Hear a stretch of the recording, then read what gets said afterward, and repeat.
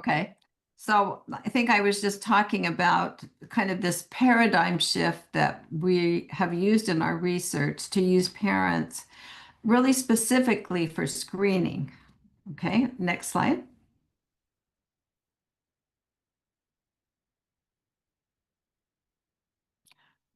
Next slide. And I have to brag a little bit. This is my 2-week-old granddaughter, new granddaughter right there, a picture of her.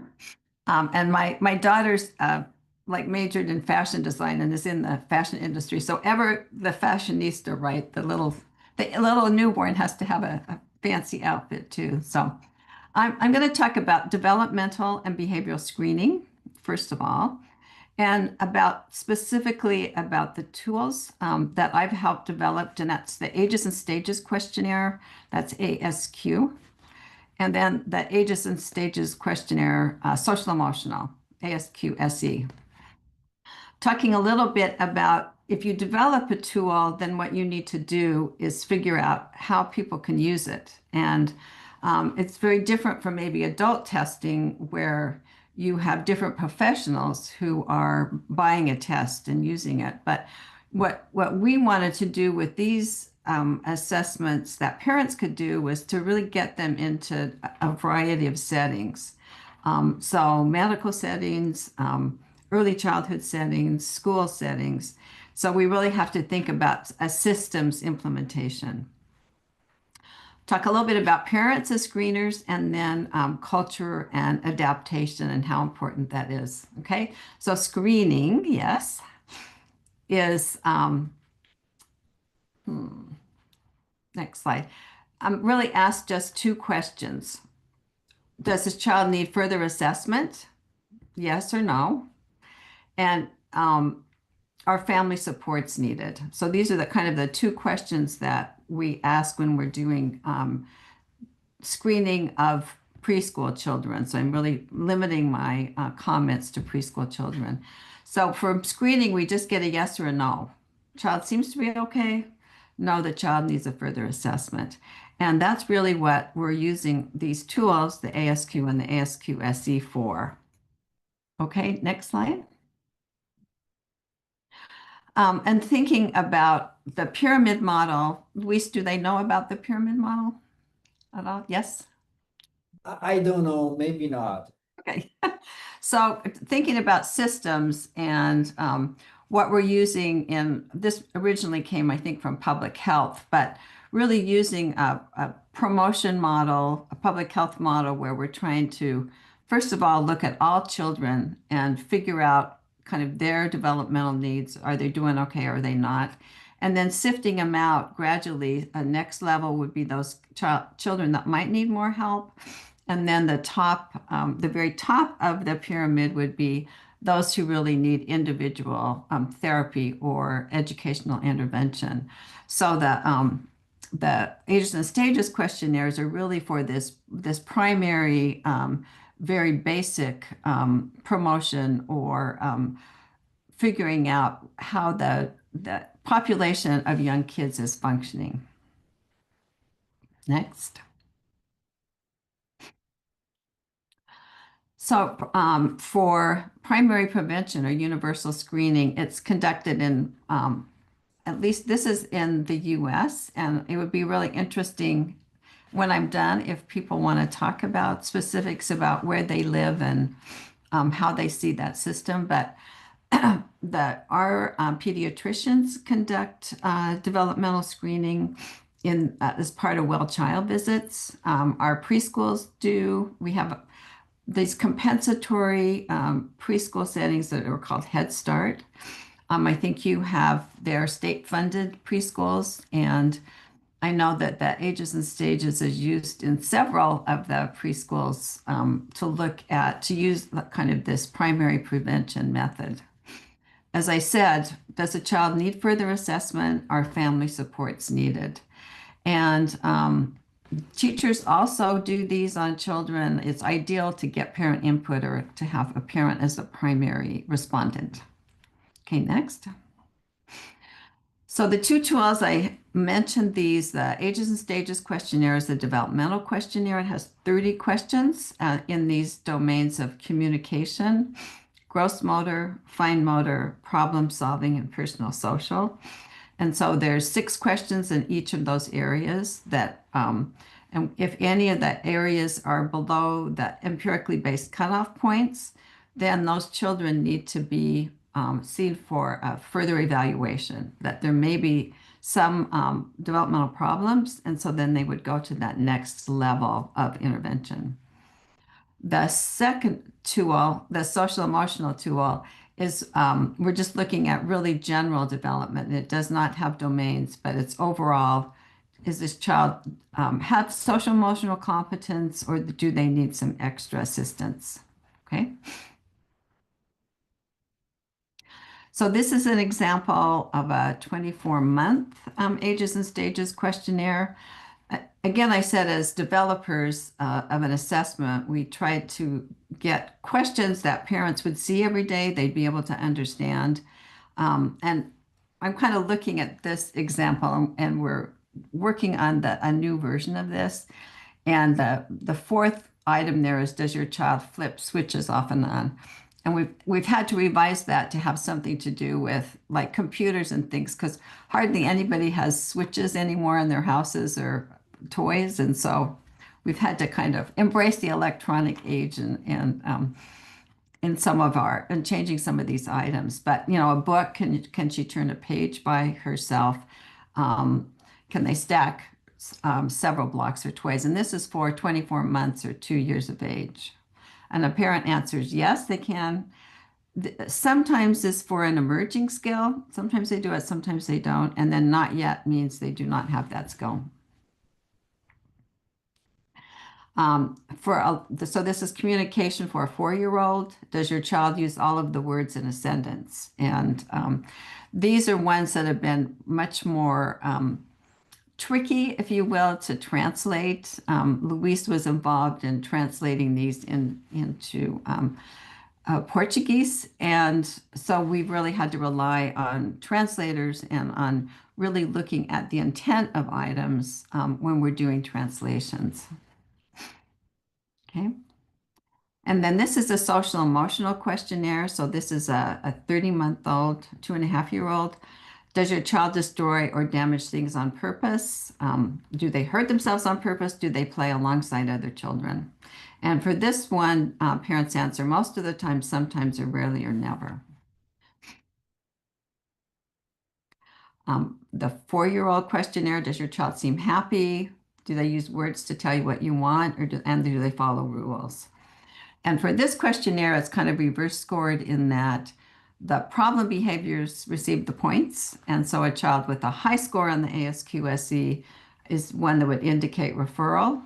And on the ASQ, the developmental one, the points are for competence. And so the children with the low scores would be the one that would be referred for a further look. So Diane Bricker, I mentioned my colleague started this development of these tools in 1980.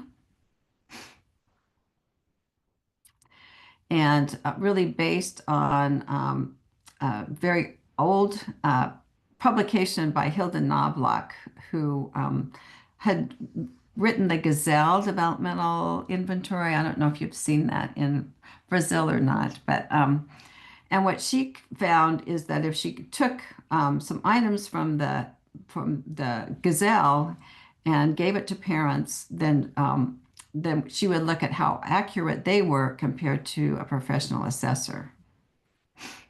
Okay. And her conclusions were, yeah, it does work. We need to do more research, but it seems like parents can do a pre-screening or they can be used as assessors and have some role. And she was a developmental pediatrician, so she was looking at medical settings specifically. So this was the first questionnaire that we developed at the University of Oregon. So this research that Hilda Knobloch had done was not advanced at all. She didn't do any more research on it. So Diane Bricker thought, well, let's start with birth to three, have parents complete these for kids from the hospital. So really recruiting from kids that had gone to the typical kids, as well as some kids from the neonatal intensive care unit. Okay. And that this is NICU, means the neonatal intensive care unit. And many in the medical world said it won't work, that we can't use parents, we can only use physicians, right? And I think, with this research that was started in the mid 80s, that by the 1990s, people were realizing that, yeah, we can use parents as assessors. And we had at that time like a birth to 4-year-old questionnaire that, I mean, there were different intervals, but spanned those ages, that when we looked at a questionnaire a parent did and then the full scale assessment by a trained professional, that we had about 85% agreement, which is all that any screening tool really has anyway. So that 85% of the time, if a parent said the child was doing fine, the professional assessor on a longer assessment said the same thing. And vice versa, 15% if the child wasn't doing okay, then that professional agreed with, or disagree. There might not be an agreement on 15%. So once we had these tools developed in large databases, in those days, all of our research was with pencil and paper, and either we'd actually go to visit places all around the country and get preschools to complete questionnaires, or we'd get some medical professionals or some of our protective services. And we started realizing that people really, that at this point, professional assessments were getting more and more expensive, and programs, especially early childhood programs, could not afford to use them. So we really started working on training a lot of people in how to use the questionnaires in a valid and reliable way. And then kind of the systems building then needed to follow. So working on state, regional, such as what we did in Brazil, we're looking at a really large system out of Rio and figuring out how the questionnaires could best be used. Were they successful? And if not, what changes needed to be made so that they could be valid, reliable, and really highly useful to different disciplines and populations. And it makes sense that if you use parents or maybe even teachers in some instances instead of professionals, that it's going to be much more cost effective. So that, we were screening for $25 per questionnaire, whereas a professional was going to be several hundred to do the same assessment.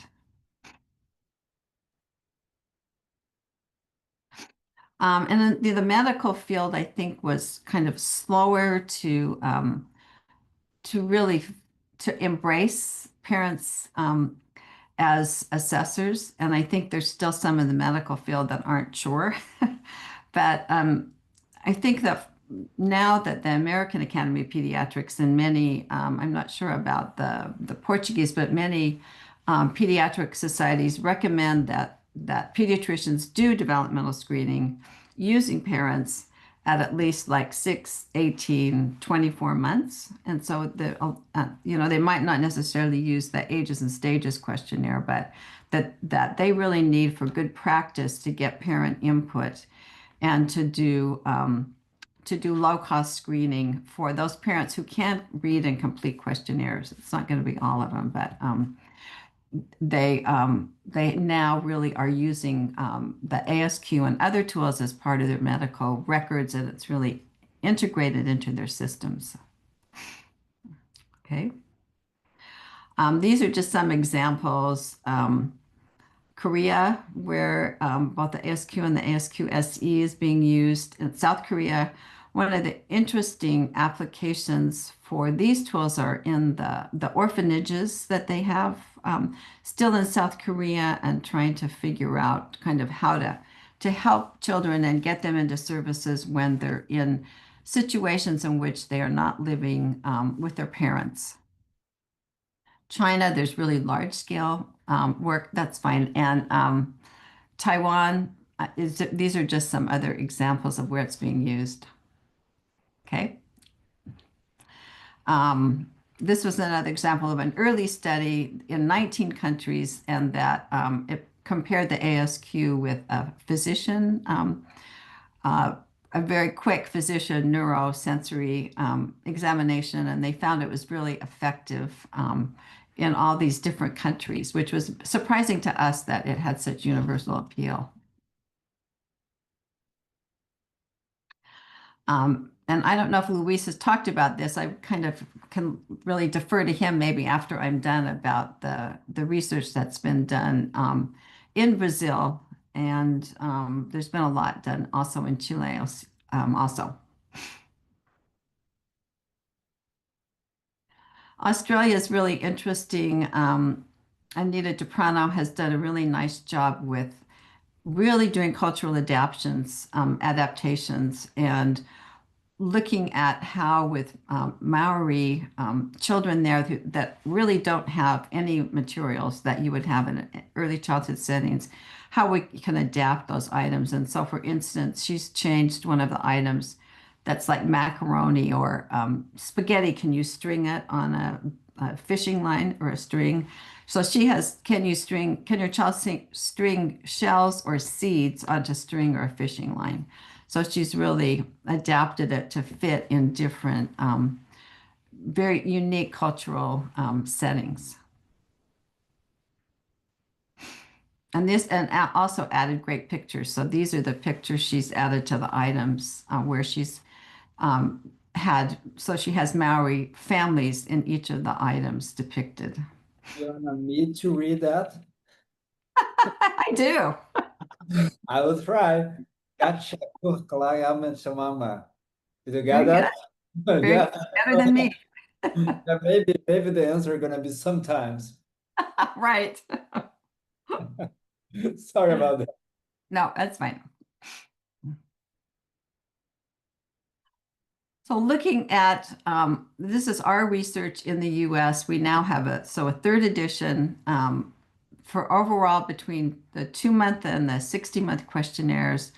The sensitivity is how many children with who are developing typically are found by the ASQ compared to a professional assessment. And then specificity is how many children with problems are accurately identified. And those are both around 85%. The percent agreement, so if we look at the assessments by parents and the assessments by professionals, they agree again about 85% of the time. And under-identified means kids that kind of we've missed that have problems that the ASQ does not pick up, 6%, and over-identified is 8%. And I think we kind of like the figures like this because we'd rather have kids have a second look that may not need it than to have some just kind of, as we say, fall through the cracks early on. And this is the social emotional questionnaire, the overall psychometrics, reliability test retest, internal consistency. So test retest is 89%. This was within 2 to 3 weeks by parents. Internal consistency is 0.84. Validity, we've looked at the same thing of having a professional assessment and how it agrees with the parent completed assessment. Sensitivity is about 0.81 and specificity is about 0.83. And a new tool that we've developed that Luis and some of his colleagues have been helping with us is a tool to look at the environment. So we know that if we look at child development in an ecological framework, that we have the child and the parent and the environment is so important in terms of how the child comes out in the end what their developmental repertoire is.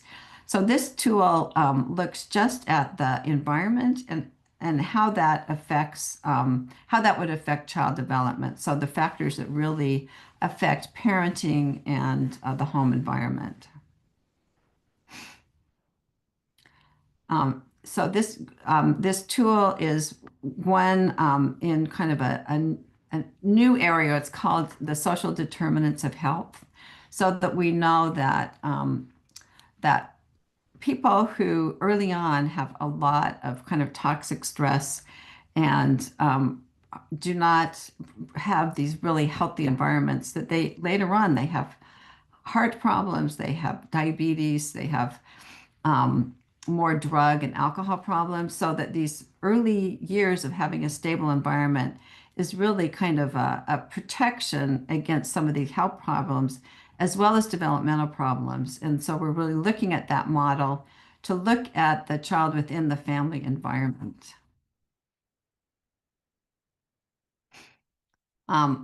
This is just the English version of the environmental screening questionnaire, where we just ask questions in 6 areas. So they're education and employment, housing, child and family health, economics, family life, community. And we've kind of just finished up and are writing up the data, and it's scored. That's fine. It's scored similarly to the Ages and Stages Questionnaire, social emotional. And the important thing here is, if you can, I know this writing, it's really hard to read, but there's the scores, the areas in the scores, and then according to the scores, and these are based on parent concerns and priorities, what action is taken. So if does a parent need some parenting classes? Does a child need physical therapy to help them be able to eat and function at home? Does a parent need transportation? I mean, who couldn't help with transportation? So, job security. So it's really looking at this wide environmental lens. And this tool, it's available free as a download. It's just in English and Spanish so far. So that was just where you can get it from Brooks Publishing. And you have to make you have to give them your name and stuff, but you don't get any advertisements or anything. You just have to have an account.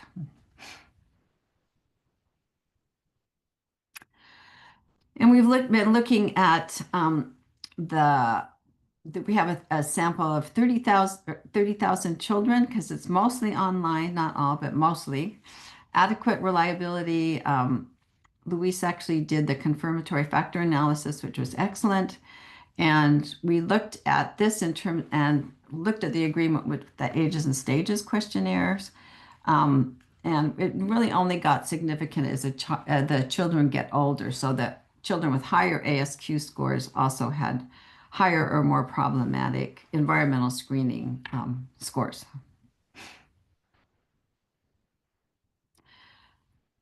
Yeah, so that you can go to the next one. That's kind of the same.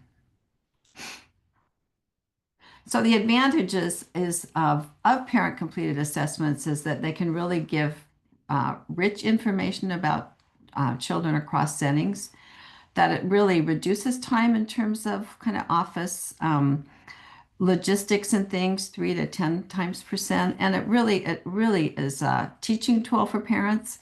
It structures kind of how they look at their children, and it also helps them when they go to a professional to look at, to be able to say, I'm really worried about this. My child can't do this when I do this tool. So it really helps them really communicate with a professional and also understand their child's development in a different way, hopefully. And engaging families, those of you who deal with young children know that we really want to do that. We want them to be involved as partners, and that this is really one way to really get that partnership started early on, is to use the parent-completed questionnaires. And one of the things that people will say as well, it only works with kind of middle income parents or better educated parents. And when we looked at this early on, we didn't really find that difference, that we found that there was not a significant difference between low income parents and middle income parents, given that they could read and understand the questionnaire. And so, parents have to have a reading level or they have to have someone helping them fill it out if they don't read. But given that, they tend to be as accurate. And again, if they had drug, alcohol problems, those things, those would really, those would limit kind of obviously how accurate they were.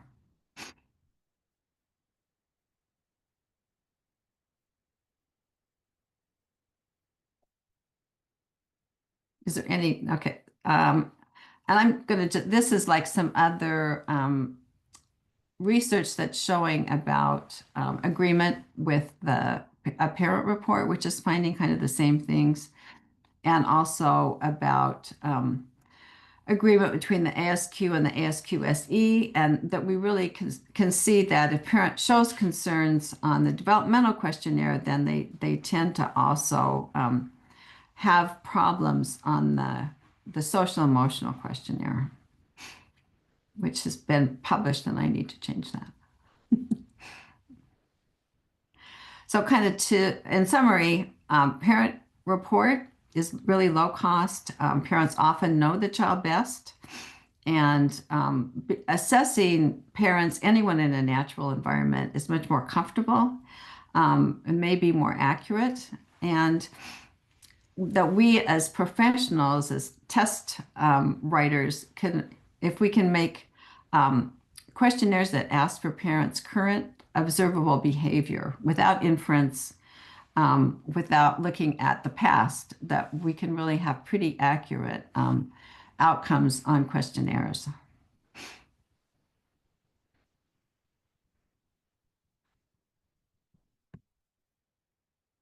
And I think I already said this, that kind of starting these partnerships early on is really an ideal thing to do if you're in the early childhood arena. So we can, yeah, so again, we can really use tools to bridge communication, to enhance parent knowledge, and really kind of validate that a parent has something important to share with professionals. Okay, we can skip this one too.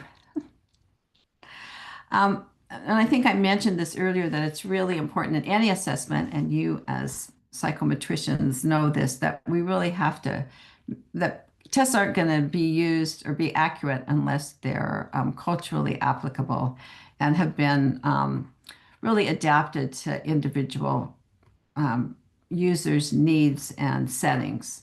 So one of the nice things about these parent questionnaires is that you can really use alternate administrations. People have used like home health care providers, nurse assistants in offices, people that do home visits on families. Pediatricians can really help complete the questionnaires, and that anybody who kind of looks at these tools, and we need to have norms for different countries, different large settings, that we really need to get that normative sample that includes all the diverse populations within that area or that sample. And the way that we can score the ASQ, we can really omit items. And I know that some of the tests that you use, you can't do that, but the parents don't have to complete all the tools. And then we also have gotten better at realizing that families can use chopsticks instead of spoons. A lot of families don't like the mirror items, so we can kind of skip those. And, again, I mentioned translations, that those have to be done with care and with people that are really aware of the intent of the items in a different language. Okay, we can skip that one. There's agesandstages.com it's really a nice website if you wanted more information about this. This is a Brooks site. And we're looking now at the ASQ4, which Luis has been doing our analysis of, which is incredibly helpful. We're simplifying the language. We're trying to make it more culturally broad, and we're collecting data with online data and also paper data. And these are beautiful Oregon mountains, and I know you have beautiful beaches and mountains there also. So in my emails there, if people had other questions or would want to email me. So thank you.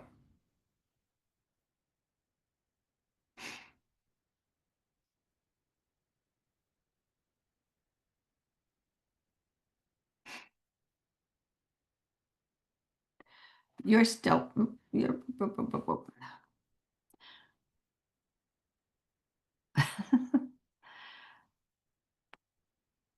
O microfone está fechado, Luiz. yeah, you're muted, Luis. I'm really sorry about that. There you go. I was trying to find if someone has any questions here for Dr. Jen. Anyone? Okay, I think Renato. Renato, you there? Because we were talking before, and Renato was asking me, because you were here in Brazil, I think like 10 years ago, and Renato was asking me how was the experience of being here in Brazil like 10 years ago, trying to develop like a policy, to assess everyone here. So what was the experience? For us or for working with people? Yeah. You should ask your professor, right?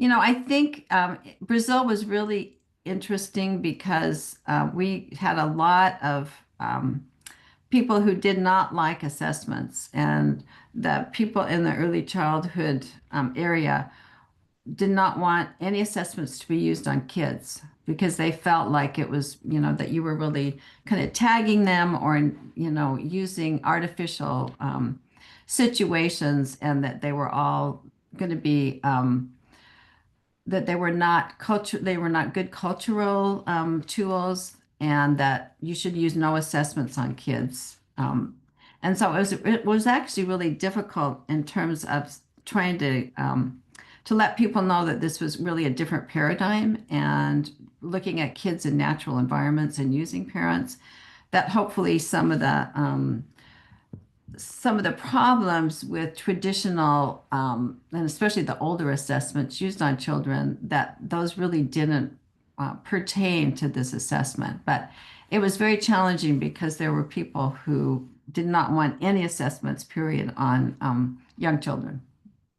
Yeah, but I have a question for you, because here in Brazil, we don't have the multi-tier system of support. In the United States, you do have that there. So do you think having a multi-tier system of support makes it easier to have psychological tests, or do you think that's no relationship at all? Oh, definitely. I think it is. Right. Because if you can figure out some really cost-effective universal assessments or universal ways to look at populations, then you can use you professionals who know assessments in the second and third tier. And it is really much more economical because you're not giving kids tests who don't need them, or you're looking at a system where everyone's kind of working together, and kids aren't given multiple tests they don't need, or families. So I do think it's that systems approach is much more effective and economical. And I don't know if you know this answer. However, I was thinking who came first, like the chicken or the egg, because here in Brazil, we don't have the system. And we do not have as well the multi-tier system of support. So we don't have both options here. But I don't know who comes the first. If we try to develop like better development tools, or if we need to develop like a multi-tier system of support that will increase the use of tests. I don't know who's first. Well, it seems like to develop the system, you need the assessments, I right? agree. You need to start with those at least, and then to let those lead you to, I think, developing even if the tools are not perfect, to kind of use those as drafts at least while you're developing a system.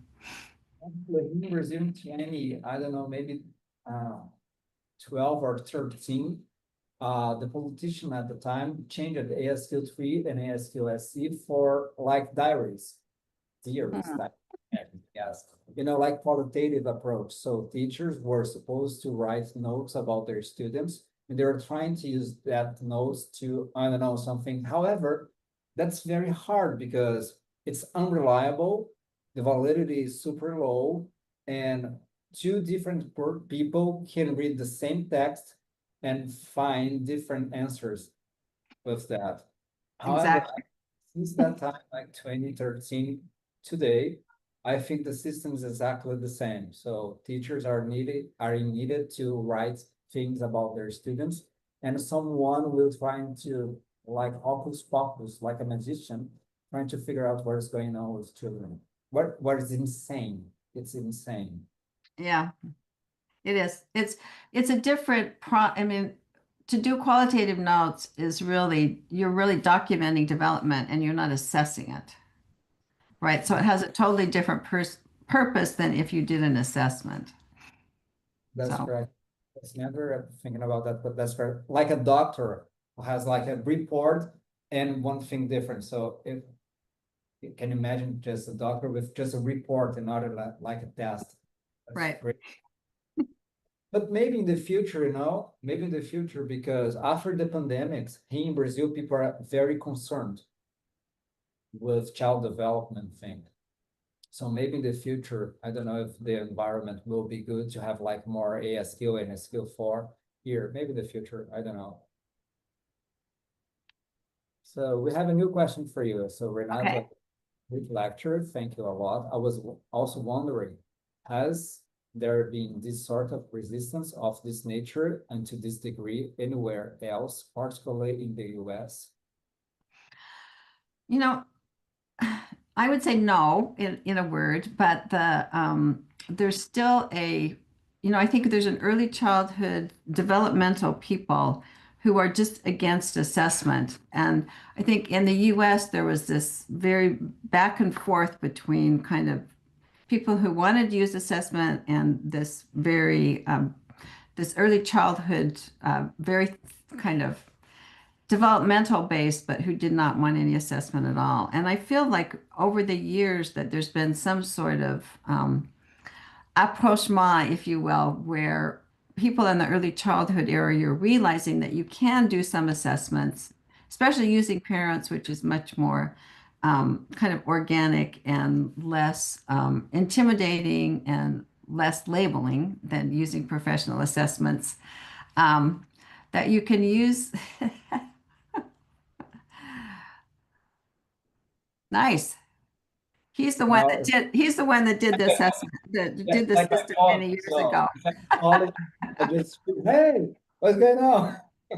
Yes, Dr. Landiera, that was great. Um, so I think Brazil, for me, that was the place where the people were most upset about it, most opposed to it, and had the very strongest feelings. And you people might have more answers than I did at the time about why that is and how to change it. And let's hope for the future, right? There's a Yes, music, I don't remember the lyrics, but waiting for the best, but hoping for the best. I don't remember. Forever young, forever young. Yes. that's expecting the worst. So Jane, thank you so much for being here. Thank you, thank you, thank you. It's always a pleasure to listen to your speak. It's always a pleasure to, to share this space with you. I'm really grateful for everything that you did for me and for every one of my students while in the United States. And I'm looking forward to being there again. I'm Maybe, very, I'm looking forward to having you back here, and thank you very much I know you had to change a few things around for my schedule, and I appreciate that too. So thank you. oh, great. Thank you so much and have a good one. Yeah, you have a good day too. Ciao. Okay.